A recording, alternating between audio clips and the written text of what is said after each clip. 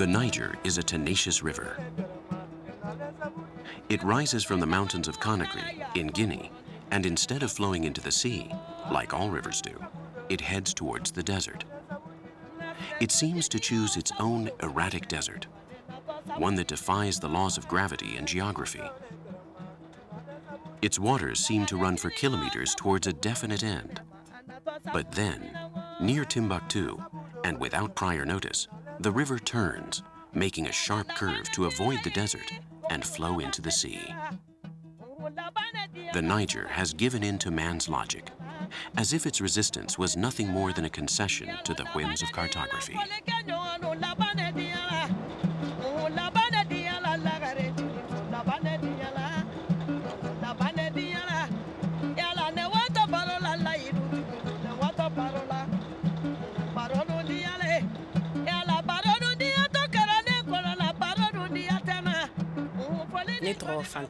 My name is Fanta Diallo.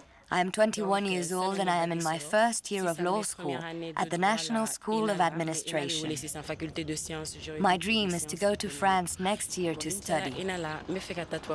I dedicate my time to trading between Bamako and Timbuktu in order to help pay for my education. I am trying to get a scholarship, but it is not easy since they are usually granted to the children of government officials.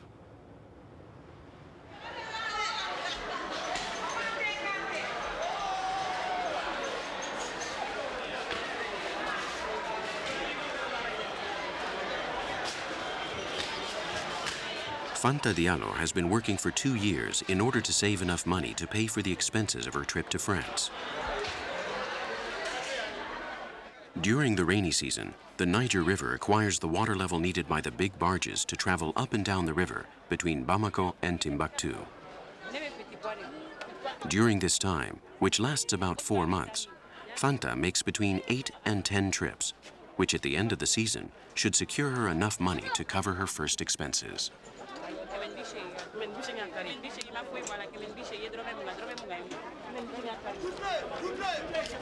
Fanta has tried other jobs, but none of them have been so profitable as trading down the river. She has worked as a waitress and earned about $65 a month. She also worked at the home of a foreign diplomat, but her salary was not even $55 a month. Trade requires investing, but she has the support of her father, who has stood behind her from the very start.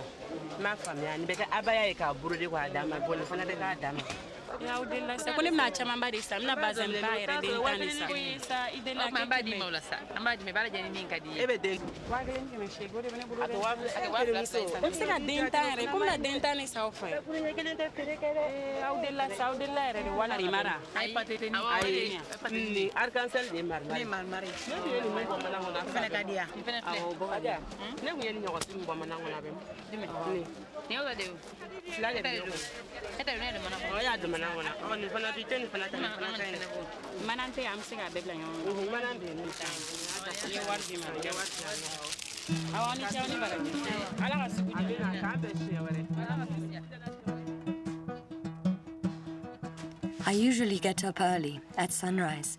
First, I make the beds, and then I make breakfast for my father and younger brothers. When I have class, I leave for university, but now I am dedicating my time to preparing my river trips.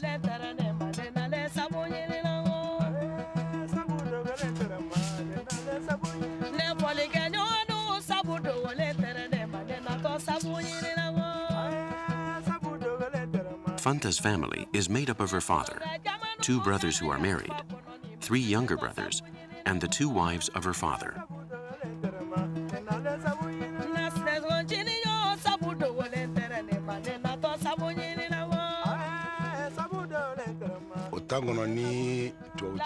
Since childhood, Fanta has always shown intelligence and has always known what she wanted.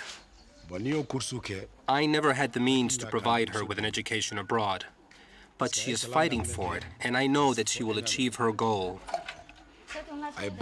When she was in high school and would bring her grades home, she was always the first or second best of her class. I need to make sacrifices so she will always be among the best.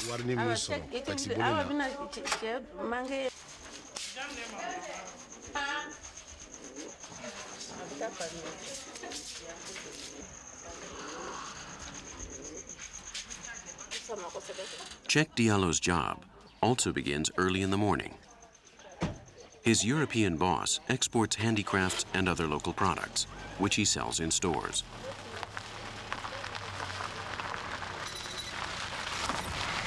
Cheikh is not only his boss's personal chauffeur, but also acts as his contact with suppliers when he's in Europe on business.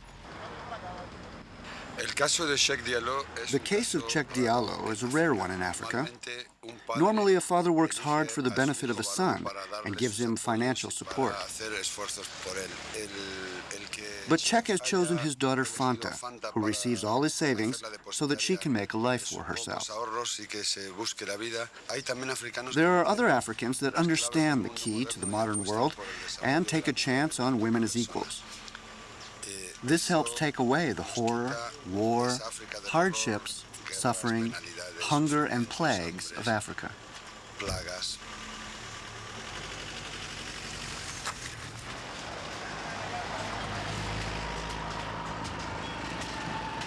In Bamako, the recycle market occupies an area equal to 5 soccer fields.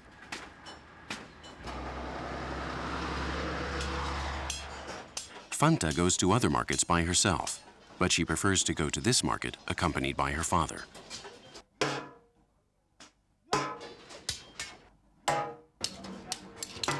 Recycling is an African invention. In the industrialized world, it's a resource, but in Africa, it's a necessity. An object never dies in Africa. It's transformed. It is reincarnated as other objects and is something that lasts forever.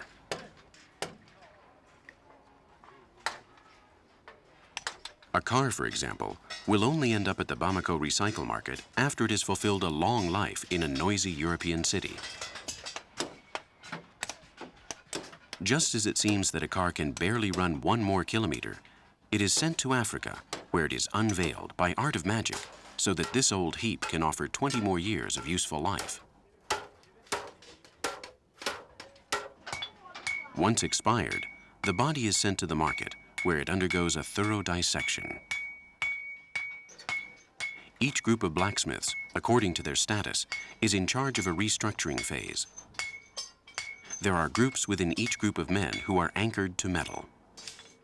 Those who make contact with fire are in a higher category than those who are responsible for banging the sheets of metal.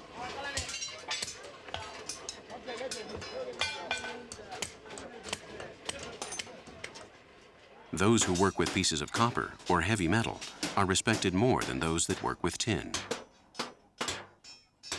And little by little, without barely any transition, the car becomes a wheelbarrow.